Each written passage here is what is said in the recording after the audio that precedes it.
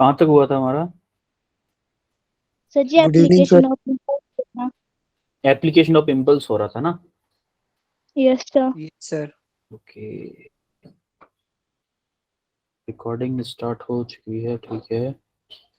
अभी हमें application of impulse start करना है। Yes sir. स्क्रीन दिख रही है? दिख रही है screen? Yes sir. Yes sir.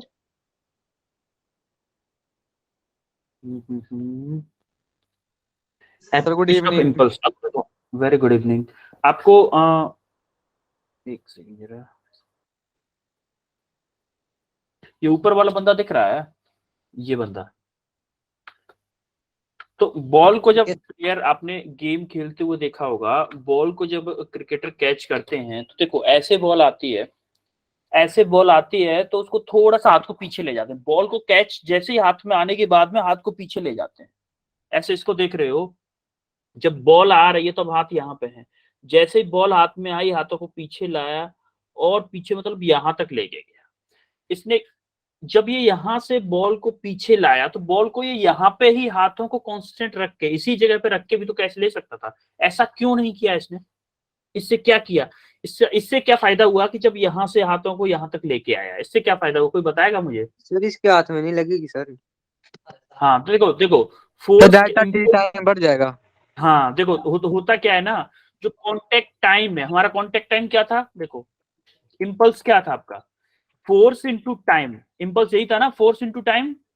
Yes sir. Yes sir. Impulse आपका क्या था? Force into time. अब देखो मान लो इस वेलोसिटी, इस बॉल की कुछ वेलोसिटी रही होगी, मान लो 10 मीटर पर 100 मीटर पर सेकंड थी, चलो 100 मीटर पर सेकंड थी, और मान लो 100 ग्राम की बॉल थी, तो आके हाथों में रुकना ही है। फाइनल मोमेंटम तो सेम रहेगा ना, फाइनल मोमेंटम तो जीरो ही होगा, क्योंकि हाथों में आके कैच ले लोगे तो बॉल तो रुक जाएगी। Yes sir. अब देखो ऐसे बॉल को लोगे तब भी उसका मोमेंटम जीरो होना है, और यहाँ पे ऐसे हाथों को पीछे लाते जाओगे तब भी मोमेंटम जीरो होना है। बॉल का चेंज इन मोमेंटम तो आपका मतलब इम्पल्स तो आपका कांस्टेंट है, इम्पल्स तो आपका कांस्टेंट होगा। तो क्या अगर फोर्स को अगर हमें कम करना है तो क्या टी को बढ़ाना पड़ेगा?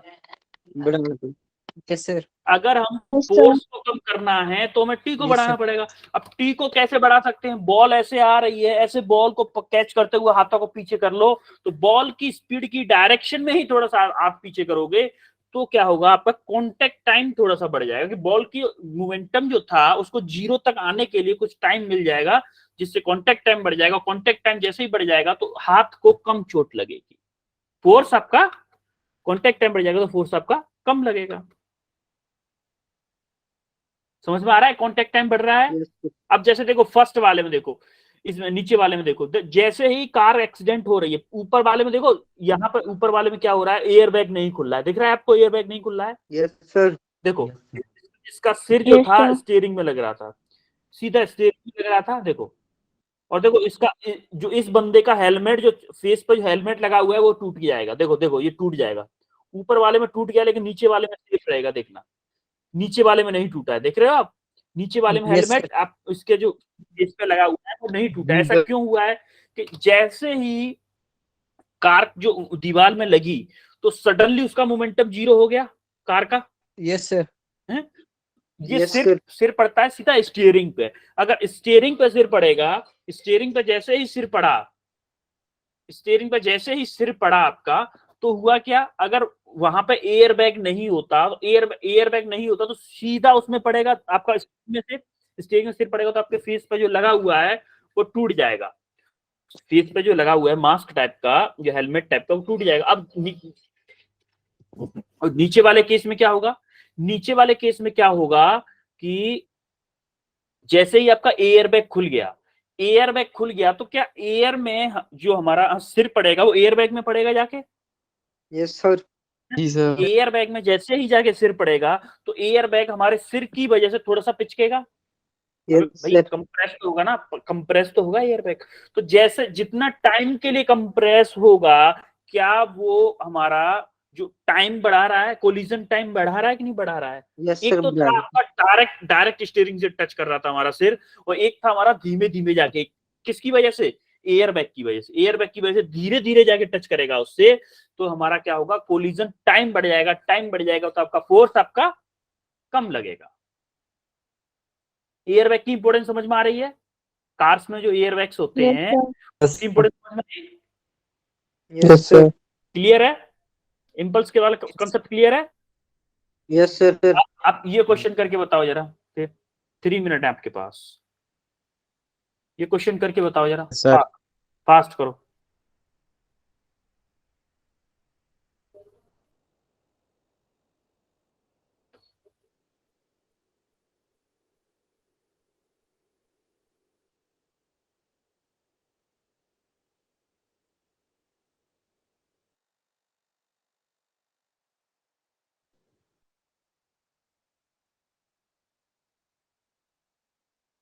सर आवाज नहीं आ रही।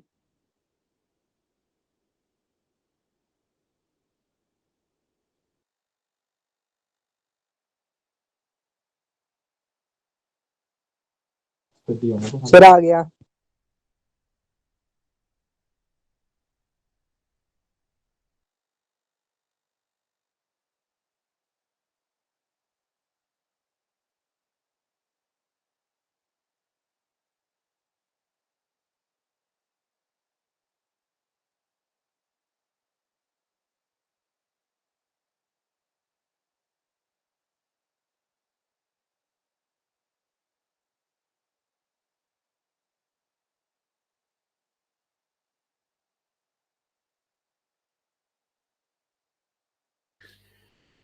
कितनों का आंसर आ गया, हैंड रेज करो जरा। निशु, इरफान, अभिषेक, कितनों का ये आंसर? शाहिल शर्मा का आंसर आ गया।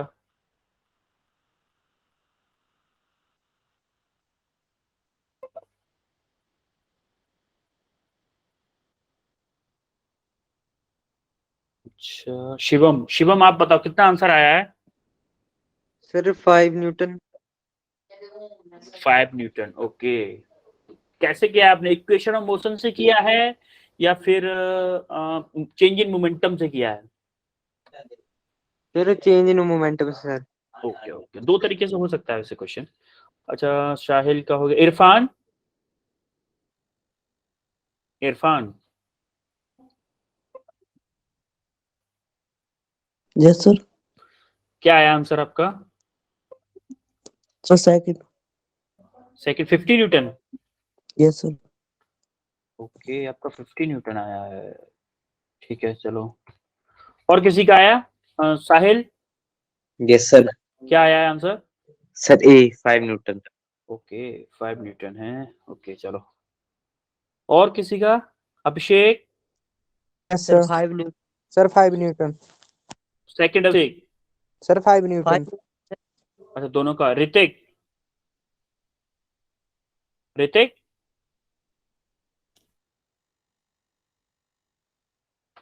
निखिल, सर 5। ओके चलो मैं ही करवाता हूँ, इसको पहले करवाते हैं। एक मेथड है आपका, इक्वेशन ऑफ मोशन से। आप ये बताओ, 10 गन फायर 10 बुलेट्स पर सेकेंड, एक सेकंड में कितनी बुलेट फायर कर रहा है? सर 10। 10, और उस 10 एक बुलेट का वेट कितना है? सॉरी वेट नहीं, मास, मास कितना है? 10 ग्राम्स। Yes sir. तो टोटल एक सेकंड में आपका, एक सेकंड में टोटल मास कितना निकल रहा है गन से? मास 10 आपकी बुलेट है और 10 ग्राम की एक बुलेट है, क्या 100 ग्राम मास निकल रहा है? Yes sir. 100 ग्राम निकल रहा है कि नहीं गन से एक सेकंड में? तो क्या मैं इसको 0.1 kg लिख दूं इसको एक सेकंड के लिए, कि एक सेकंड में? और टाइम कितना है आपका? एक सेकंड। टाइम आपका कितना लिया है? 1 सेकंड ले लूंगा। क्या एक सेकंड में आपका 0.1 kg की बुलेट गन से निकल रही है? अच्छा, आपने देखा होगा जब आप बंदूक चलाते हो कभी मतलब कब मूवी में देखा होगा, चलो मूवी में देखा होगा, जब मूवी बंदूक चलाते हैं, बड़ी वाली बंदूक की बात कर रहा हूँ, छोटी पिस्टन की बात नहीं है, रिवाल्वर या पिस्टन की। तो जैसे ही बंदूक चलाते हो, गोली आगे की तरफ जाती है, आपको पीछे की तरफ धक्का लगता है। Yes sir. है जी वो सर। धक्का क्यों लगता है? क्योंकि देखो गोली का सर उसको इनिशियल, इम्पैक्ट कम करने। हाँ इनिशियल मोमेंटम उसका 0 होता है गोली का, और जब बाहर निकलती है उससे तो उसके पास मोमेंटम होता है। तो मोमेंटम कंजर्वेशन के अकॉर्डिंग कि मोमेंटम, अगर गोली को पास जितना ज्यादा मोमेंटम होगा उतना ही गन को पीछे की तरफ धकेलेगी। तो अभी हम क्या करेंगे, हमारा मास पता चल गया, इनिशियल वेलोसिटी गन की, अच्छा गन के अंदर जो बुलेट रखी हुई थी उसकी इनिशियल वेलोसिटी क्या थी? सर 0। 0। इनिशियल वेलोसिटी उसकी क्या थी? 0 थी। और फाइनल वेलोसिटी जब गन से निकली है तब कितनी है? 50 मीटर पर सेकंड दी हुई है। 50 मीटर पर सेकंड। 50 मीटर पर सेकंड दी हुई है इसने। अब हमें निकालना क्या है?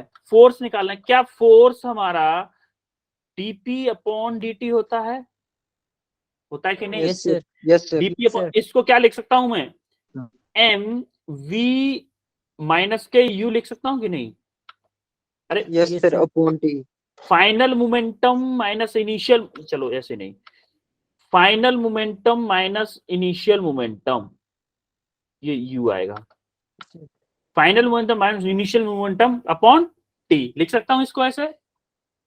Yes sir. तो क्या मास कितना है? 0.1, और फाइनल वेलोसिटी कितना है? 50, और इनिशियल क्या है? 0 अपॉन टी क्या है आपका? 1। आपका कितना आया? आप सॉल्व करो इसको, 1 न्यूटन आएगा आंसर। क्लियर है? अरे क्लियर है कि नहीं? Yes sir. अब देखो Yes, sir. अब देखो, 5 न्यूटन। अब सॉरी, हाँ 5 न्यूटन, 1 न्यूटन नहीं 5 न्यूटन, सॉरी 5 न्यूटन, हाँ 5 का मल्टीप्लाई सर मैं करें, वही देख रहा सर, 1 गलत हो न्यूटन गया लिख मेरा। दिया मैंने, 1 न्यूटन लिख दिया, 5 न्यूटन आएगा। सेकंड मेथड देखो जरा, एक और मेथड है इसका। जैसे आप देखोगे, आपको इनिशियल वेलोसिटी क्या दी है? मान लो u आपको क्या दी हुई है? 0 है कि नहीं? बुलेट की इनिशियल, बुलेट, अरे बुलेट जब गन में थी, चलाने से पहले तो बुलेट रेस्ट पे थी ना।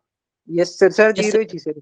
कारतूस के अंदर तो बुलेट जो थी वो 0 थी। अब फाइनल वेलोसिटी जब बुलेट गन से निकली तो क्या थी? 50 मीटर पर सेकंड 50 मीटर पर। Yes sir. है। अब टाइम क्या है? 1 सेकंड। अब क्या इनकी हेल्प से हम एक्सेलरेशन निकाल सकते हैं? v equal to u plus at से। v क्या यस है? सर। 50, u क्या है? 0, प्लस a क्या है आपका निकालना है? t क्या है? 1। a आपका क्या आ गया? 50 मीटर पर सेकंड स्क्वायर आएगा आपका एक्सेलरेशन।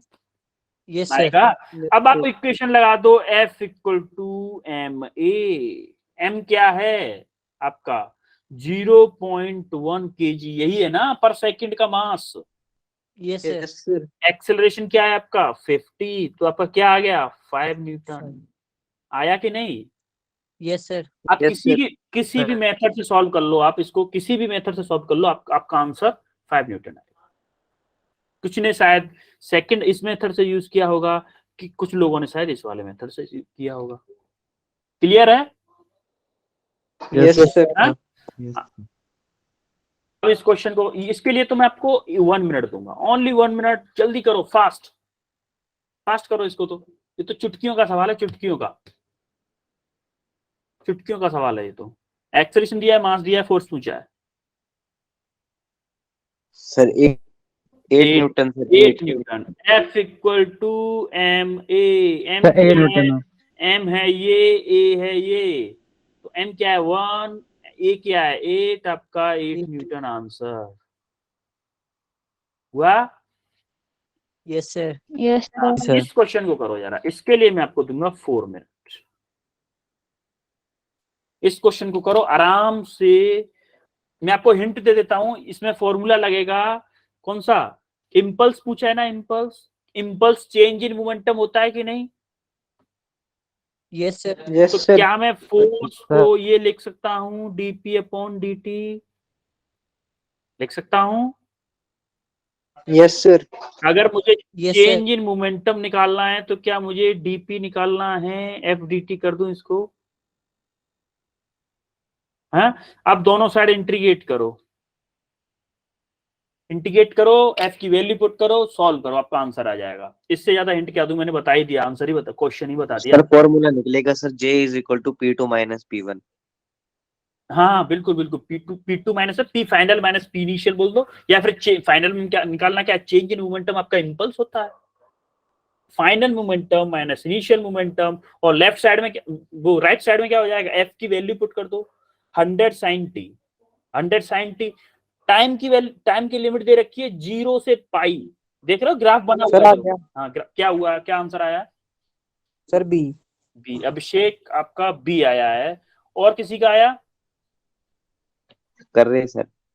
करो करो, ट्राई करो जरा, वेट करता हूँ, मैं भी आपका वेट कर रहा हूँ, बिल्कुल करो।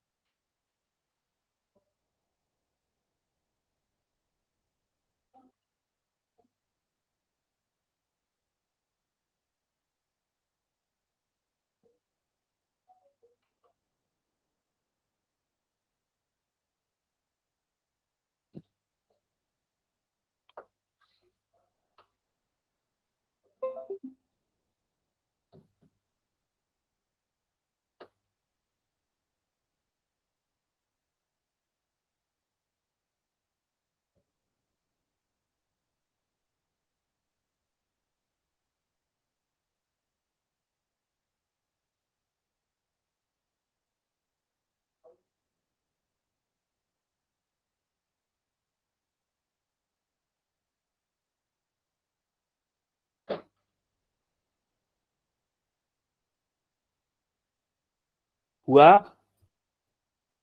इरफान? यस सर हो रहे थे। करो यार करो। समझ। नहीं आ रहा, शिवम से नहीं आ रहा है। सर मैंने नहीं बोला सर, हाँ अच्छा कर रहा हूँ शिवम, सर मैं। अच्छा शिवम करो करो करो ठीक है ठीक है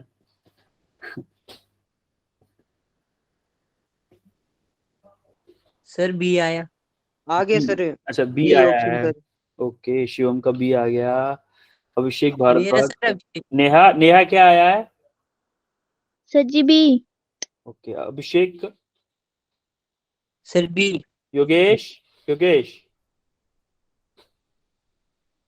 योगेश, सर अच्छा बी आया, ज्यादातर लोगों बी आया। चलो अब आप सब सर लोग 2 बी मिनट कह रुको। रहे हो, ठीक है आदित्य जल्दी करो यार, टाइम क्लास का तो उतना ही रहता है ना, करो करो। सिर्फ आपको साइन टी का इंटीग्रेशन करना था, उसमें लिमिट्स पुट करनी है बस। क्वेश्चन तो मैंने करा ही दिया आपको, क्वेश्चन तो लमसम 90% सॉल्यूशन क्वेश्चन तो मैंने करा ही दिया, मेन जो हिंट है उसकी।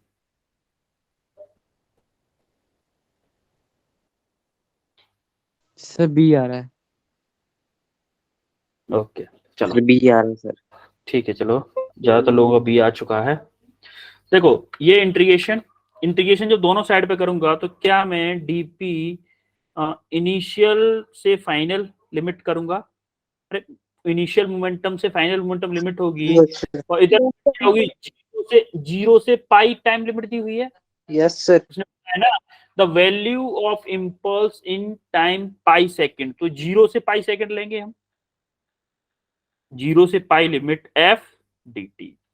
तो यहां से ये क्या हो जाएगा, P final minus P initial equal to, इसको क्या मैं ये लिखता हूँ कि इंटीग्रेशन 0 से पाई, एफ की वैल्यू पुट कर दूं यहाँ पे 100 sin t कर दूं, किसको यस किसको sir. Yes sir. Yes sir, yes sir. किसी को बुरा तो नहीं लगेगा इससे? नो तो सर, नो सर नो। अब देखो 100 बाहर आ जाएगा, साइन टी का इंटीग्रेशन क्या होगा, सर माइनस का को माइनस के कोस। कॉस्ट, माइनस cos- कॉस्ट होगा बेटा, 0 से पाई, 0 से पाई। अब देखो ये क्या है, पी फाइनल माइनस के पी इनिशियल, क्या मैं चेंज इन मोमेंटम बोल सकता हूँ इसको, यस सर। Delta P? क्या डेल्टा पी ही आपका इम्पल्स होता है, चेंज इन यस मोमेंटम पर सर। Unit time? हाँ यस सर। यस। अब देखो इम्पल्स हो गया, इधर क्या है 100 इंटू, देखो अपर लिमिट अप्लाई करो, माइनस के कॉस पाई माइनस, ये माइनस हुआ फॉर्मूले का, माइनस माइनस के कॉस 0, समझ में आ रहा है? तो इधर यस क्या हो सर। गया, sir. 100 इंटू कॉस पाई की वैल्यू रेडियन में क्या होती है, -1, इसलिए -1 माइनस +1 कॉस 0 की वैल्यू क्या होती है, सर, -1 सर।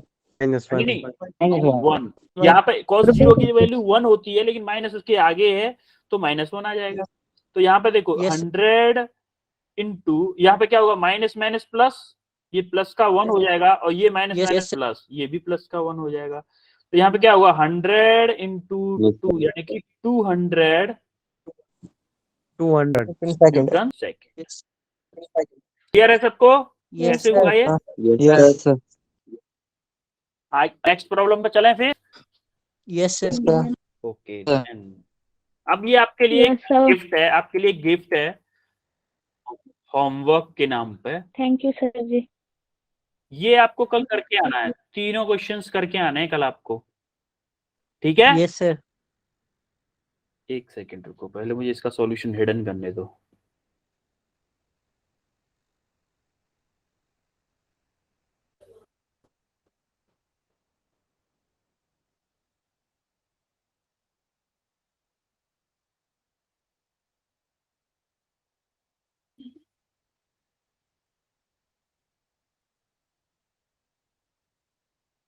Just wait.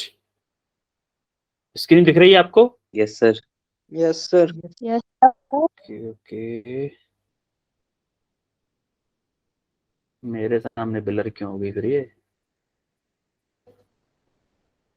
ये असाइनमेंट कल आपको करके आना है, तीनों के तीनों क्वेश्चन। आपके इस संडे को Yes, sir. टेस्ट, इस संडे को आपके 4 चैप्टर्स का टेस्ट होगा फिजिक्स का।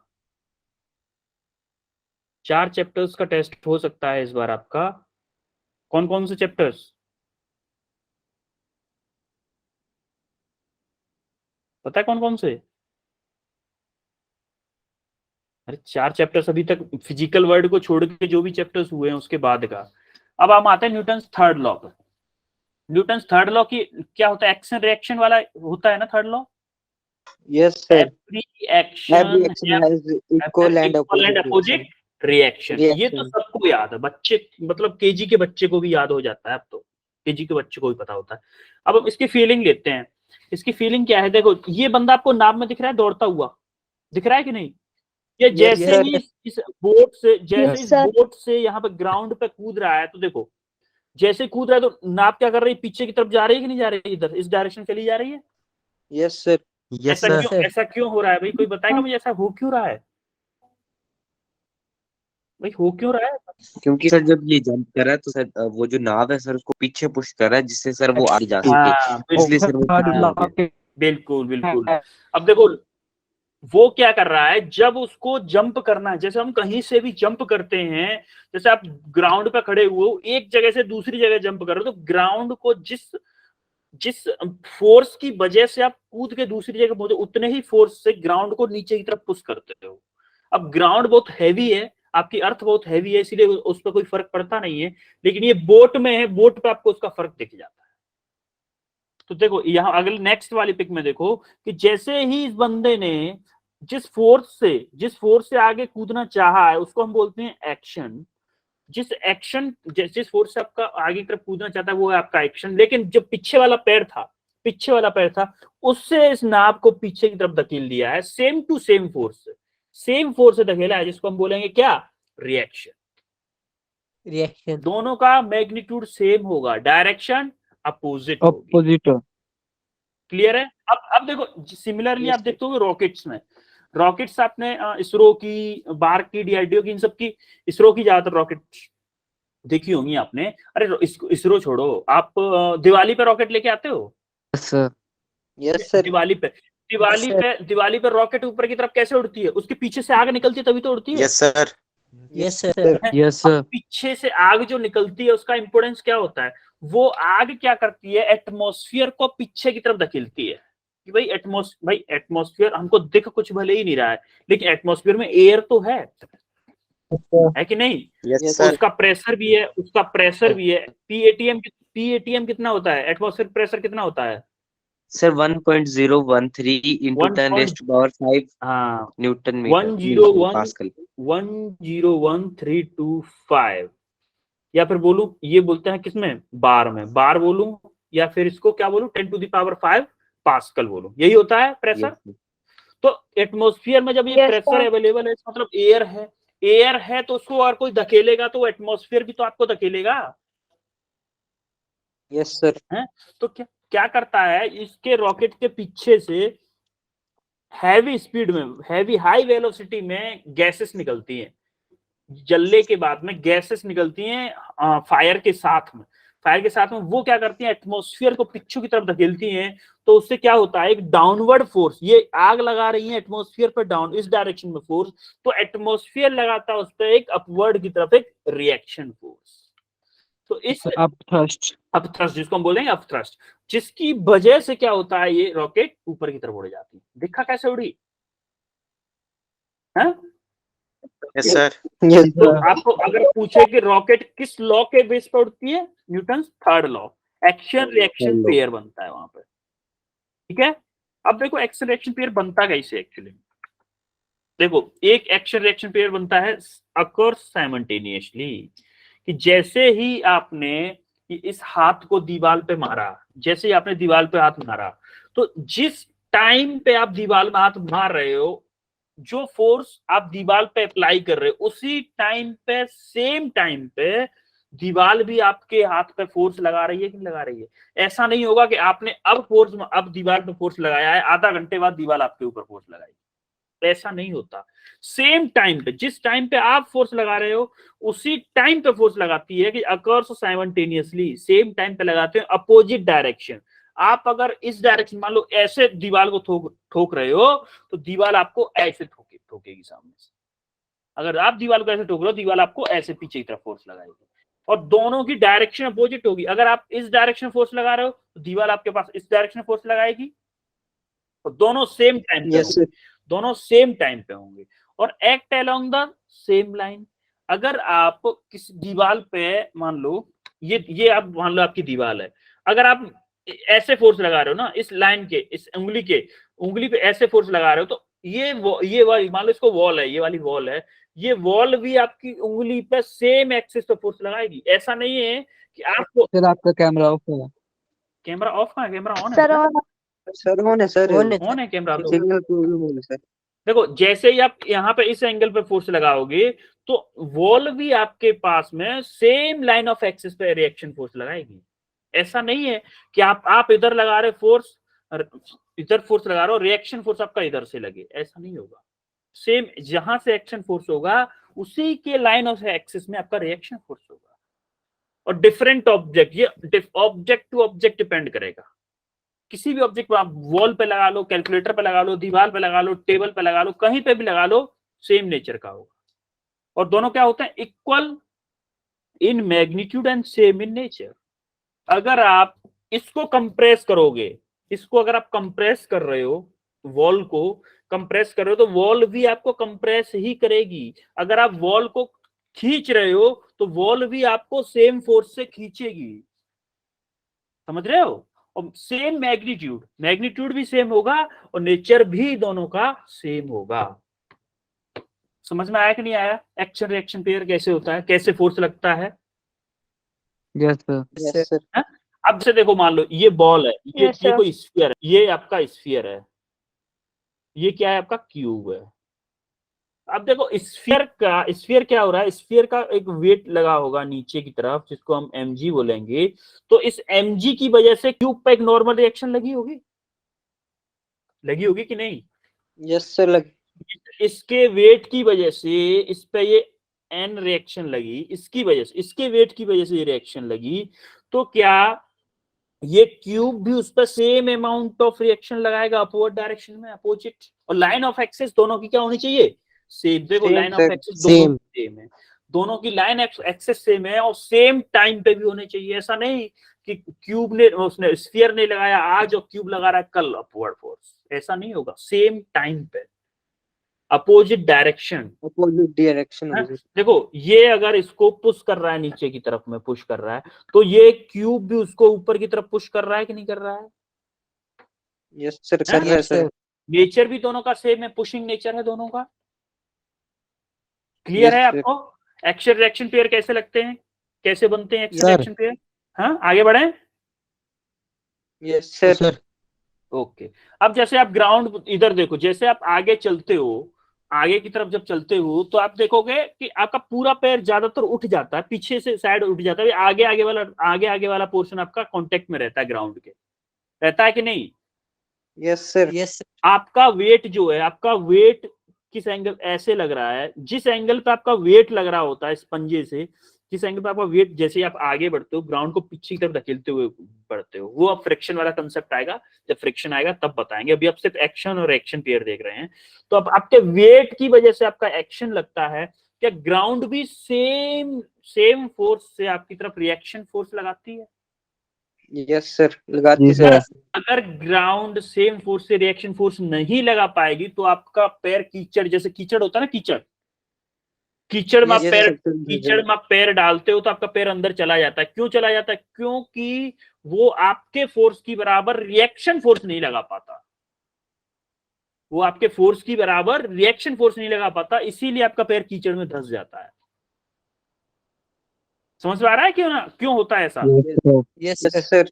अगर कीचड़ या पानी या कुछ भी अगर आपके पैर की बराबर ही जितना फोर्स पैर लगा रहा है उतना ही रिएक्शन फोर्स लगा पाता तो आपका पैर कीचड़ में नहीं धंसता।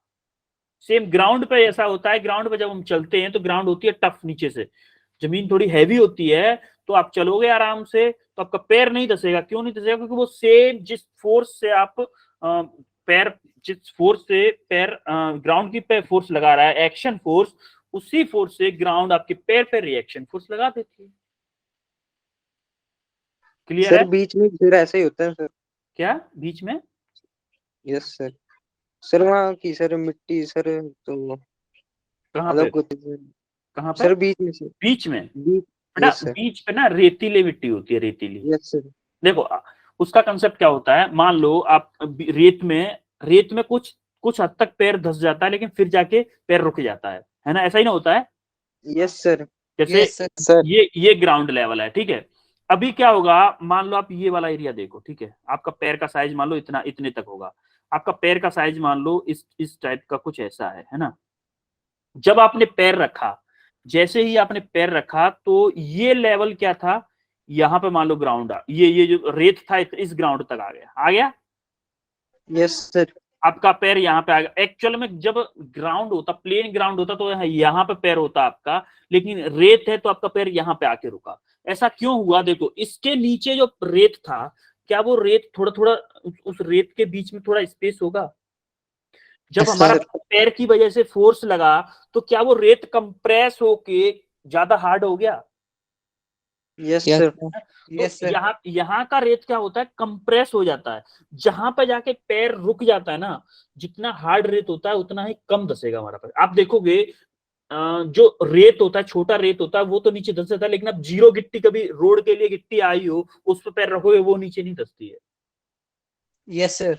क्यों होता है? क्योंकि वो हार्ड होती है, वो नीचे नहीं वो कंप्रेस होगी ही नहीं, वो कंप्रेस होती ही नहीं है। थोड़ी बहुत होगी, माइन्यूट कंप्रेस होगी, वो भी इधर उधर गिट्टियां चली जाएंगी।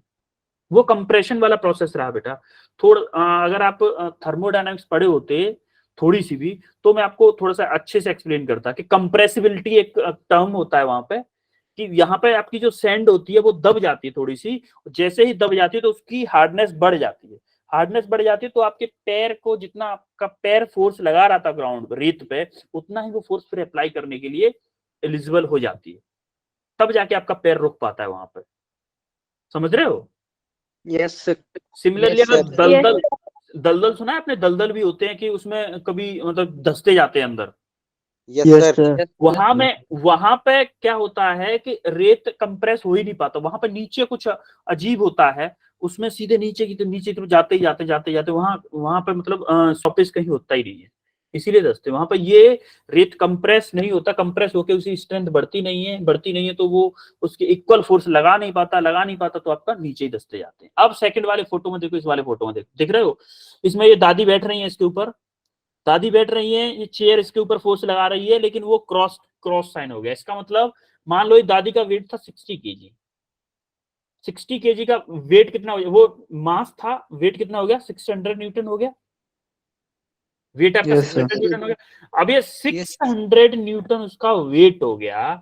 तो आप एक बात बताओ, जब ये दादी इसके ऊपर बैठी, ये इस चेयर के ऊपर 600 न्यूटन लगाएंगी? Yes, yes sir. सर तो यस सर जैसे ही दादी ने 600 न्यूटन लगाया चेयर के ऊपर, तो देखो चेयर 600 न्यूटन अप्लाई करने के काबिल नहीं है, मतलब 600 न्यूटन चेयर अप्लाई नहीं कर पाएगी। तो क्या चेयर के पैर हिलते हुए दिख रहे हैं आपको? पैर हिलते हुए, यस Yes, सर sir. पैर हिलते हुए दिख रहे हैं, तुरंत टूट गई चेयर। क्यों टूटी? क्योंकि वो थी, दादी थी, उनका वेट, अपोजिंग फोर्स नहीं लगा पाई। अपोजिट फोर्स नहीं लगा पाई। अगर ये फोर्स लगा पाती तो नहीं टूटती। समझ में आ रहा है न्यूटन का थर्ड लॉ? चीजें Yes, टूटती sir. हैं। अगर आप किसी चीज के Sir. ऊपर कुछ रखते हो और वो टूट जाती है, तो किसके किसके बेस पे टूटती है? न्यूटन के थर्ड लॉ पे। आपने मान लो कि कोई स्केल था, कोई छोटा वाला स्केल था, वेट नापने का स्केल था। आप स्केल पे देखोगे, इस पे खड़े हो जाते ना, वेट नापते हैं कि मेरा वजन कितना हो गया। आप देखोगे Yes, वो sir. लिमिट के हिसाब से आते हैं। एक 100 केजी वाला भी आता है, एक 1000 केजी वाला भी आता है, एक बड़े वाले आते हैं, ट्रकों के स्केल आते हैं। यस सर वो किस कैपेसिटी पे होते हैं? इसी बेस पे होते हैं कि अगर कोई 100 केजी का है, इसका मतलब इसके ऊपर अगर 100 केजी का वेट रख दिया तो ये एलिजिबल है 100 केजी का अपवर्ड फोर्स लगाने के लिए। अगर इस जगह पे 500 केजी का रख दिया तो ये क्या होगा? ये टूट जाएगा। ये क्या होगा? टूट जाएगा, ब्रेक हो जाएगा, क्योंकि ये उतना अपवर्ड रिएक्शन नहीं लगा पाएगा, इतनी उसकी स्ट्रेंथ नहीं है। जैसे ये चेयर टूट गई पैर हिला के, ऐसे पैर हिला के, ऐसे स्केल टूट जाएगा। समझ पा रहे हैं मेरी बात को? यस सर आगे बढ़े फिर। सर सर अब आता है हमारे, जैसे हमने क्या पढ़ा है अभी तक, Newton first law, second law और थर्ड लॉ, ये हमने पढ़ लिए हैं अभी तक। First law, a body maintain its state until unless force, net force उस पर एक्ट नहीं होता है। कोई बॉडी है वो अपनी स्टेट को चेंज नहीं करना चाहेगी जब तक कि उस पर कोई एक्सटर्नल फोर्स नहीं लगेगा। अब दूसरा लॉ क्या था? दूसरा लॉ क्या था? जो नेट अनवैलेंस फोर्स, जो नेट फोर्स लग रहा है वो किसके डायरेक्टली प्रोपोर्शनल होगा? Rate of change in momentum. Rate of change in momentum. और तीसरा क्या था कि एक्शन रिएक्शन पेयर, हमेशा जो फोर्स लगता है वो कभी सिंगल नहीं लगता, वो हमेशा एक्शन रिएक्शन के पेयर में लगता है। या फिर हम ये बोल सकते हैं every action have their equal and opposite reaction. ये हमने अभी तक तीनों लॉ पढ़ चुके हैं। Yes sir Sir. अब हमारे पास आ रहा है क्या? Contact force and non contact force. Contact force क्या होता है? कांटेक्ट फोर्स के बताएगा मुझे क्या फीलिंग आती है कांटेक्ट फोर्स का नाम सुनने के बाद में? क्या होता होगा कांटेक्ट फोर्स? सर जो हमें चलने में Contact force, सर मतलब जमीन के साथ जब कांटेक्ट कर कोई फोर्स, जब कोई फोर्स पर्टिकुलर टाइप की कोई भी फोर्स है, जब किसी भी बॉडी पर इम्पैक्ट करती है, तो उसका जो कोई पर्टिकुलर इम्पैक्ट है जो कि किसी दूसरी बॉडी पर उसकी कॉन्फ़िगरेशन को या फिर कोई भी अदर फैक्टर को की जो चेंज में उसकी स्टेट में चेंज लाएगी कोई भी फोर्स ड्यूरिंग देयर कॉन्टैक्ट, तो उसको कॉन्टैक्ट फोर्स बोलेंगे। आपने इतनी बड़ी डेफिनेशन बताई यार आदित्य, मजा नहीं आया, बट आपने एक्सप्लेनेशन ट्राई की है। हाँ, आप क्लोज टू एक्सप्लेनेशन के पहुंचे हो। सर वो फोर्स सर जो दो बॉडी के कांटेक्ट में लगी उसे कहते हैं सर कांटेक्ट फोर्स। बिल्कुल, सबसे सिंपल डेफिनेशन, शाहिल ने सही डेफिनेशन दी। अरे लिखा है उसको, देखो ना, चीटिंग करो। When an object come into contact with another object, it affect the body by making contact force. कटिया जो आदित्य ना, आदित्य जो लास्ट वाले वर्ड का ज्यादा फील ले गए। आदित्य लास्ट वाले वर्ड का ज्यादा फील ले गए। नो सर, कोई भी सर दो, सर हाँ सर मैंने डेफिनेशन देखी नहीं, तो हाँ देखो सर आप मैंने सिंपल, वैसे चीटिंग नहीं करनी। हाँ सिंपल अच्छा ठीक है, okay okay okay okay Aditya. देखो सिंपल आप इतना समझो कि वो फोर्स जो दो बॉडी के कांटेक्ट की वजह से आए उसको हम बोलेंगे कांटेक्ट फोर्स। क्या समझे? वो फोर्स जो किन्हीं दो बॉडीज, 2 4 6 कांटेक्ट की वजह से आए। ऐसे नहीं यहाँ पे एक ऑब्जेक्ट है, यहाँ पे एक ऑब्जेक्ट है, इन दोनों के बीच में अगर कोई फोर्स लग रहा है वो कांटेक्ट फोर्स नहीं होगा। जैसे ये मान लो मेरा हाथ है, इसके ऊपर यहाँ पे मैंने जब तक इसको रखूंगा मैं, तब तक कांटेक्ट फोर्स नहीं है। जैसे ही मैंने इसके ऊपर रख दिया, तो ये क्या हुआ? इस पे एक नॉर्मल रिएक्शन, ये नीचे की तरफ mg लगेगा इसका, इसकी वजह से ऊपर नॉर्मल रिएक्शन आएगा। क्या वो नॉर्मल रिएक्शन कांटेक्ट की वजह से आया है? Yes sir. तो इस नॉर्मल रिएक्शन को हम बोलेंगे कांटेक्ट sir. फोर्स। देखो जब ये ऐसे था कैलकुलेटर, तो मैं इस पे ये फोर्स लगा रहा हूँ उंगली से ऐसे, देखो उंगली से इस पे फोर्स लगा रहा हूँ। क्या मैं इसको टच करके पुल कर रहा हूँ? टच ही तो Yes, कर रहा sir. हूँ, बिना टच किए तो फोर्स लगा नहीं सकता। तो क्या पुलिंग फोर्स या पुशिंग फोर्स, देखो अपनी तरफ खींचूं या इसको धक्का मारूं, पुलिंग और पुशिंग दोनों कांटेक्ट की वजह से आ रहे हैं। जब मैं इसको छू रहा हूं तभी फोर्स लगा पा रहा हूं ना। यस सर, ये दोनों कॉन्टैक्ट फोर्स। दोनों कांटेक्ट फोर्स होंगे। अब देखो फ्रिक्शन फोर्स कैसे लगता है, दो कांटेक्ट सरफेसेस के बीच में लगता है फ्रिक्शन फोर्स। कैसे कैसे लगता है, Yes, sir. कितना लगता है, ये हम फ्रिक्शन चैप्टर में पढ़ेंगे। लेकिन आप अभी इतना समझो कि जब दो सरफेसेस के बीच में रिलेटिव मोशन हो रही हो या होने का ट्राई कर रही हो, उस टाइम पे एक फोर्स लगता है उन दोनों सरफेसेस के बीच में, जिसको हम बोलते हैं फ्रिक्शन फोर्स। तो देखो फ्रिक्शन फोर्स कब लगेगा, जब ये सरफेस, ये कैलकुलेटर वाला है, कैलकुलेटर है और मेरा हाथ दोनों कांटेक्ट में है और इनको आगे की तरफ मैं फोर्स लगा रहा हूं, आगे की तरफ फिसलाने की कोशिश कर रहा हूं, तो इन दोनों के बीच में फोर्स लग रहा होगा, जिसको मैं बोलूंगा फ्रिक्शन फोर्स। तो क्या वो इन दोनों सरफेसेस के कांटेक्ट की वजह से फोर्स आया है? Yes sir. अगर ये यहां पे रहता तो क्या कांटेक्ट फोर्स आ सकता था? नो सर, सर और फ्रिक्शन भी नहीं फोर्स आते सर। फ्रिक्शन भी नहीं आता, पुशिंग पुलिंग भी नहीं आता। तो क्या हुआ, कांटेक्ट फोर्स आपको फीलिंग आई? ये पुलिंग, पुशिंग और नॉर्मल रिएक्शन, ये आपके होते हैं क्या, कांटेक्ट फोर्स। ये आ गया आपका नॉर्मल रिएक्शन। तीसरा वाला क्या आया, अब ये आ गया फ्लोट। जैसे कि फ्लोट में ये एक बाउंड फोर्स दिख रहा है आपको, बाउंड फोर्स। अभी हम जब चैप्टर पढ़ेंगे ना फ्लूइड वाला, फ्लूइड में चैप्टर आएगा फ्लूइड स्टैटिक्स और फ्लूइड डायनामिक्स, दो चैप्टर हैं फ्लूइड से रिलेटेड, तो उसमें आपको बाउंड फोर्स पढ़ाया जाएगा। अभी आप इतना समझो कि जैसे ही आप बॉल है, बॉल क्रिकेट बॉल आपके पास, प्लास्टिक की बॉल ले लो जाए, अगर वैसी भी नहीं है तो प्लास्टिक की बॉल आपने देखी होगी कि वाटर में, पानी में फेंक दो, तालाब में फेंक दो प्लास्टिक की बोतल को, उसको बॉल को, तो वो तैरती है कि नहीं तैरती पानी में? Yes sir.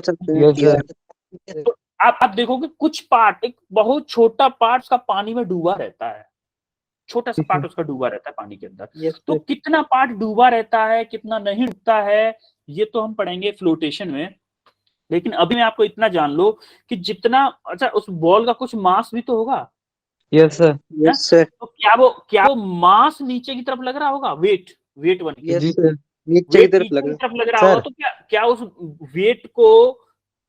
वेट अगर नीचे की तरफ लग रहा है तो उस पर एक रिएक्शन भी तो लगनी चाहिए, क्योंकि अकॉर्डिंग टू थर्ड लॉ एक फोर्स नहीं लगता कभी भी, हमेशा दो फोर्स लगता है। अपोजिट फोर्स भी लगे उसके अपोजिट फोर्स लगता है उस बॉल को रोकने के लिए उसके सरफेस पे, उसको हम बोलते हैं बायोएंट फोर्स। सर विस्कस ड्रैग क्या बेटा, अभी हम वहां उस चैप्टर में नहीं है ना बेटा, उस चैप्टर में होते तो मैं आपको सारी चीजें बताता, इसीलिए मैं आपको सिंपलेस्ट टू सिंपलेस्ट कोशिश कर रहा हूँ। Okay sir. हाँ, अभी उस चैप्टर में होते तो आप विस्कस, नॉन विस्कस, वो सारी चीजें पढ़ाते फिर तो हम। जी सर। हाँ, वो सारी चीजें पढ़ाते, वायोलेंट फोर्स डायरेक्ट वायोलेंट पे थोड़ी ना आते, फिर और भी कई सारी चीजें हैं। विस्कोसिटी पढ़ाते, dynamic viscosity, kinematic viscosity, density, relative density, सारी चीजें पढ़ाते, तब आपके इस पे आते हैं। ठीक है, ओके सर। हाँ, पहले फ्लूइड प्रॉपर्टीज पढ़ाते, तब आपका फ्लूइड पे आते। तो अभी हम जस्ट ये जानने की कोशिश कर रहे हैं कांटेक्ट फोर्स। तो देखो बॉल को फ्लूइड से, वाटर से कांटेक्ट में लाए, तभी तो ये वायोलेंट फोर्स लगा। Yes sir. तालाब से जब ऊपर बॉल को ऐसे लेके पकड़े हुए थे आप, तो क्या वायोलेंट फोर्स लग रहा था उस पे, बॉल पे? नो सर, नहीं लग रहा था ना। तो जब तालाब से ऊपर बॉल थी तब वायोलेंट फोर्स नहीं लग रहा था, तो क्या ये भी कांटेक्ट फोर्स की कैटेगरी में आएगा? Yes sir. Yes sir. अब देखो, अब आता है हमारा कांटेक्ट फोर्स का एक्चुअली में होता क्या है। देखो अभी आप ये थोड़ा सा एडवांस लेवल की वो रही, थोड़ी सी एडवांस, कि एक कांटेक्ट फोर्स होता है ना, इलेक्ट्रोमैग्नेटिक इन नेचर होता है, इलेक्ट्रोमैग्नेटिक इन नेचर। देखो हमारे यहाँ पे इलेक्ट्रॉन्स होंगे, कुछ होंगे कि नहीं? Yes sir. ग्राउंड के, और कुछ इस ऑब्जेक्ट के भी होंगे, कुछ इस ऑब्जेक्ट के भी होंगे। तो इन दोनों के बीच में एक फोर्स लगता है, इन दोनों के, इसको हम बोलते हैं कोल्ड वेल्डिंग। क्या बोलते हैं? Cold welding. Cold gold welding. Cold welding. देखो इन दोनों की वजह से लगता है हमारा कांटेक्ट फोर्स, इन दोनों की वजह से कांटेक्ट फोर्स लगते हैं। इसका एक वर्टिकल कंपोनेंट होता है, उसको तो हम बोलते हैं नॉर्मल रिएक्शन, और जो हॉरिजॉन्टल कंपोनेंट होता है उसको हम बोलते हैं क्या, फ्रिक्शन फोर्स। फ्रिक्शन फोर्स जो हमारा ऐसे इस रबिंग की वजह से, देखो ऐसे रबिंग करते हैं, ये दोनों के फोर्सेस के बीच में रिलेटिव वेलोसिटी है कि नहीं, मोशन दोनों के बीच में। Yes sir. दोनों अरे देखो रिलेटिव मोशन कब नहीं है, ये ऐसे दोनों साथ में मूव कर रहे हैं तब रिलेटिव मोशन 0 है, लेकिन अभी जब ऐसे रब कर रहा हूं तो रिलेटिव मोशन है इन दोनों के बीच में।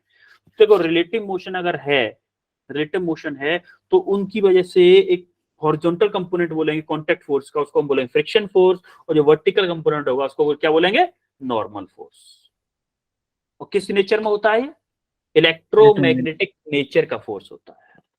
और ये एक चीज और याद रखिएगा कि जो फ्रिक्शन फोर्स होता है वो जिस भी सरफेस पे लगाया जाए उसके पैरेलल लगता है, और जो नॉर्मल रिएक्शन फोर्स होता है वो जिस भी सरफेस पे लगे उसके परपेंडिकुलर लगता है। जैसे फॉर एग्जांपल मैं आपको दूं कि मान लो ये कोई सरफेस था, उस पे कोई ऑब्जेक्ट रखा हुआ है, ये कोई ऑब्जेक्ट रखा हुआ है, और इस पे अगर नॉर्मल रिएक्शन लगेगा तो देखो नॉर्मल इसके परपेंडिकुलर लगेगा, परपेंडिकुलर मतलब ये आपकी रिएक्शन होगी परपेंडिकुलर। क्या हुआ, ऊपर की ओर लगेगा सर। हाँ ऊपर की तरफ परपेंडिकुलर फोर्स लगेगा, और जो फ्रिक्शन फोर्स लगेगा या तो इधर लगेगा या फिर इधर लगेगा, लेकिन लगेगा parallel to the surface. Plane surface ये था, फ्रिक्शन फोर्स अगर ये ब्लॉक नीचे की तरफ जा रहा होगा तो इधर लगेगा, ऊपर की तरफ जा रहा होगा तो इधर लगेगा, लेकिन लगेगा पैरेलल टू द सरफेस हमेशा। क्लियर है? Yes sir. Yes sir. अब हमारा हो गया कॉन्टैक्ट फोर्सेस से। अब हम आते हैं नॉन कॉन्टैक्ट फोर्सेस। भाई नॉन कॉन्टैक्ट फोर्स भी तो पढ़े थे हमने सर। अच्छा अब नॉन कॉन्टैक्ट फोर्सेस क्या क्या थे, हम इस चैप्टर को पहले भी पढ़ चुके हैं एक्चुअली में। Yes sir. Yes sir.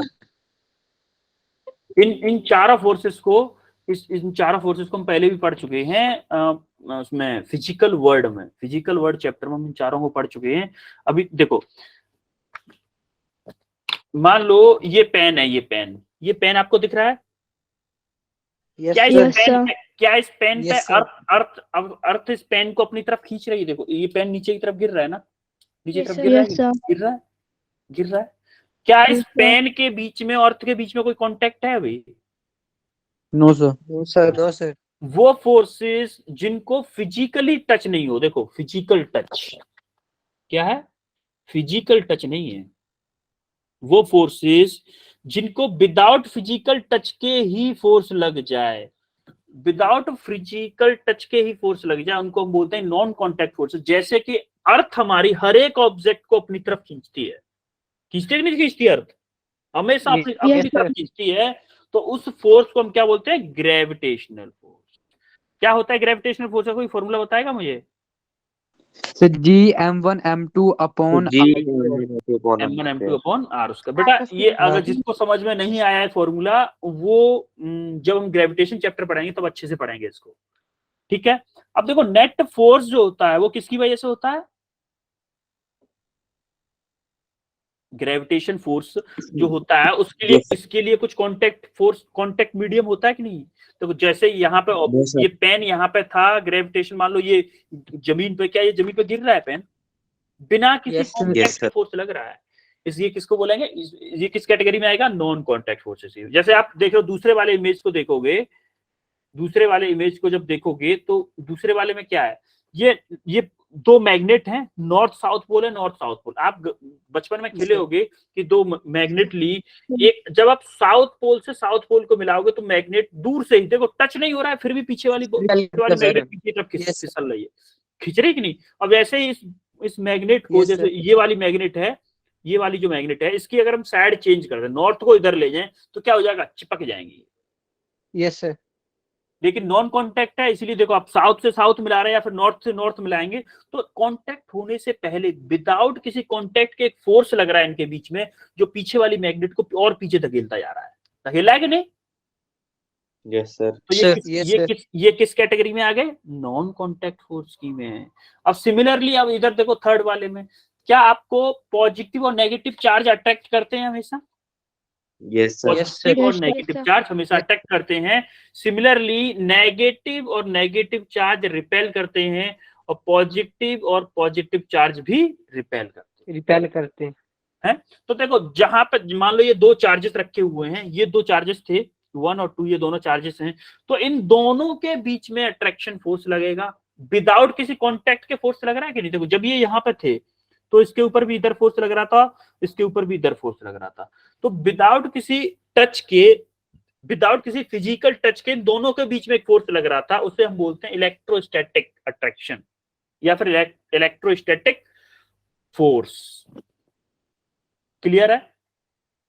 Yes, sir. Yes, sir. दो चार्जेस के बीच में बिना किसी टच के फोर्स लग रहा है, उसको हम इलेक्ट्रोस्टैटिक फोर्स बोलते हैं। देखो, अब आता है nuclear force. Yes, sir. Nuclear force किस किसके बीच में लग रहा है? न्यूट्रॉन एंड और प्रोटॉन्स प्रोटॉन। के बीच में। ये क्या होता है? न्यूक्लियस के अंदर होता है, बहुत छोटे न्यूक्लियस के अंदर प्रोटॉन और न्यूट्रॉन्स होते हैं, उनके बीच sir. में जो फोर्स लगता है उसको हम बोलते हैं क्या? Nuclear force. इन चारों फोर्सेस के लिए कोई भी फिजिकल टच होने की जरूरत नहीं है। समझ रहे हो मेरी बात को? Yes, sir. जी या सर। इन चारों फोर्सेस में ऐसा जरूरी नहीं है जैसे इसमें था कि मैं अगर पुलिंग फोर्स लगा रहा हूं तो मैं अपनी उंगली को इससे टच करूंगा तभी फोर्स लगा सकता हूं। दूर से ऐसे दूर से मैं कितना भी जोर से ऐसे करता रहूं, फोर्स नहीं लगेगा ना। Yes, sir. Yes, sir. Yes, sir. Clear हुआ सबको? जी Yes, sir. sir. टाइम क्या हुआ है? Sir 55 हो गए। 55 हो गए। Okay then, Yes, sir. अभी इसमें किसी को कोई कंफ्यूजन? No, No, sir. sir. All No, sir. Clear है? Yes. Yes, Yes, sir. sir. Yes, sir. अभी देखो, ये कल हम पढ़ेंगे internal and external forces. Internal and external forces. कल क्या है? डेट क्या है कल? External. 7th of Feb। 7 It, Yes, sir. देखो 7th of Feb से क्या होगा? 7th of Feb को हम पढ़ेंगे इंटरनल एंड एक्सटर्नल फोर्सेस। उसमें हम देखेंगे कि रिएक्शन कैसे पेयर में लगती है। जैसे एक ऑब्जेक्ट को हम लेते हैं, किसी अगर एक ऑब्जेक्ट को कंसीडर करें, कैसे हम उसी रिएक्शन को इंटरनल रिएक्शन बोलेंगे और कैसे उसी फोर्स को हम एक्सटर्नल फोर्स बोलेंगे। जैसे आप यहाँ पे बैठे हो, आपके दिमाग में कुछ चल रहा है, वो क्या है? इंटरनल रिएक्शन है कि नहीं? yes, sir. Yes, sir. और आपसे मम्मी बोले बाहर से, बेटा वहां जाइयो, पानी की बोतल उठा लियो, ये क्या है? एक्सटर्नल से बोला, External. बाहर से बोला है। अगर Yes, sir. अगर आपके घर को सिस्टम मान लिया जाए, ये इंटरनल और एक्सटर्नल डिपेंड करता है कि आप अपनी कैलकुलेशन में जो आप एनालिसिस कर रहे हो उस टाइम पे किसको एज अ सिस्टम ले रहे हो। जैसे कि Sir, हाँ, sir internal मतलब जो अपने आप फोर्स लगती है और जो एक्सटर्नल जो कोई बाहरी फोर्स लगती है। आप ये इंटरनल एक्सटर्नल डिपेंड करता है आप सिस्टम क्या ले रहे हो।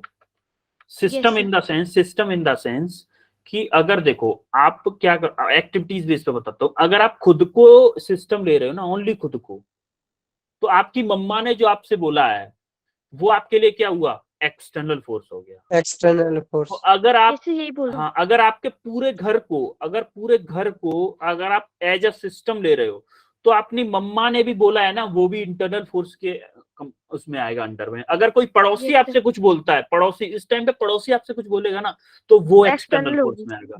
तो अगर आप अपने पूरे हिमाचल प्रदेश को एज अ सिस्टम ले रहे हो, हिमाचल प्रदेश को, Internal. तो क्या होगा? आप सब लोग हिमाचल में बैठे हुए, आप एक दूसरे से कुछ भी बोलो, कुछ भी करो, तो क्या आएगा? इंटरनल आएगा। सारी Internal चीजें इंटरनल में आएगी। वो अगर आप पूरे इंडिया को एज अ सिस्टम ले रहे हो, तो क्या होगा? अगर आपके इंडिया में यूपी वाला बिहार से वाले से, या फिर आपका मैं आगरा में बैठ के आपसे कुछ भी बोलूं या आप कुछ भी बोले मुझसे, तो हमारा क्या होगा? इंटरनल मैटर हो गया हमारे कंट्री का। लेकिन यूएस का अगर बंदा हमारे बीच में कुछ भी कहता है तो वो क्या होगा? External. तो एक्सटर्नल होगी। तो इंटरनल और एक्सटर्नल डिपेंड करता है आप सिस्टम क्या ले रहे हो। क्या आप क्या सिस्टम क्या चीजें आप एज अ सिस्टम ले रहे हो, उस पर डिपेंड करता है इंटरनल और एक्सटर्नल। कुछ भी फिक्स नहीं होता कि नहीं ये चीज हमेशा इंटरनल होगी और ये चीज हमेशा एक्सटर्नल होगी। समझ रहे हो मेरी बात को? यस ऐसा कुछ भी Yes, ऐसा sir. नहीं होता कि हमेशा इंटरनल क्या होगा, हमेशा एक्सटर्नल क्या होगा, ऐसा कभी नहीं होता। ये डिपेंड करता है कि आप एज अ सिस्टम ले क्या रहे हो। एज अ सिस्टम अगर आप छोटी चीज ले रहे हो तो उसके अंदर होने वाली चीजें इंटरनल होंगी, उसके बाहर सारी चीजें एक्सटर्नल होंगी। क्लियर है? कल पढ़ेंगे Yes, sir. अच्छे से कल कल बताऊंगा। अभी टाइम हो गया है, नेक्स्ट क्लास में भी जाना है मुझे, तो अभी लास्ट करते हैं इस क्लास का। असाइनमेंट करके आना है सबको कल, Okay, Yes, sir. sir. ठीक है? और Yes, sir. हाँ, अभी संडे का टेस्ट जो होगा आपका वेक्टर होगा, और आपका होगा यूनिट डायमेंशन, M1D और M2D। चारों चैप्टर्स को अच्छे से याद कर लीजिए, मतलब समझ लीजिएगा। अगर कोई प्रॉब्लम आती है, कोई डाउट आता है, वो आप मुझे मैसेज करके बोल सकते हो, लेकिन चारों चैप्टर्स को तैयार रखिएगा, Okay, जी sir. सर ठीक है? Yes, sir. Yes sir Yes, sir. Test be ready, अभी से तैयारी करना शुरू कर दें टेस्ट के लिए। Yes sir